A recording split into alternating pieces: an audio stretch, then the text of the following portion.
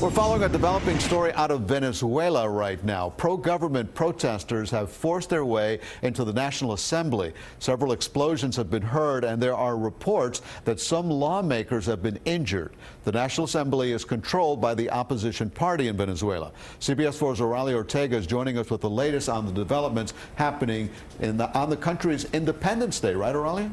Right, Elliot. The chaos continues to escalate as protesters demand for Venezuelan President Nicolas Maduro to step down. Today, a bloody scene took place, but the opposition vows to stay strong.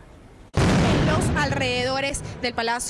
Venezuela marks its Independence Day, clashes erupted outside the National Assembly in Caracas between supporters of embattled President Nicolas Maduro and opposition lawmakers. 5 ya heridos trasladados, más 7 empleados de la Asamblea Nacional. This lawmaker says 5 were injured and transported, plus 6 employees of the National Assembly. Various opposition lawmakers say they've been wounded by loyalists, and at least one image showed a conscious man with a substantial amount of blood from a head wound. Blood was smeared on some of the walls. Lawmakers spoke with reporters about the chaos that took place as explosions went off outside. La integridad del pueblo. Como escucharon en este momento, siguen las detonaciones, pero aquí estamos, firmes. He says what you just heard are explosions, but they will stand firm, and they'll continue to be firm to defend the morale of the people who will not give up.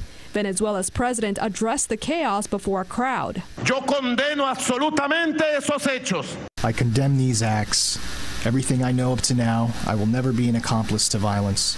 I condemn this and will order an investigation. Dozens have died in the past few months as violent protests have taken place between those who oppose President Maduro and his supporters.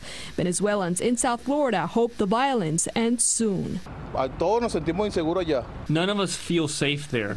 All of us that work and have no political affiliation feel that way. The people have woken up, and when the people know they have power, there's nothing that could stop them.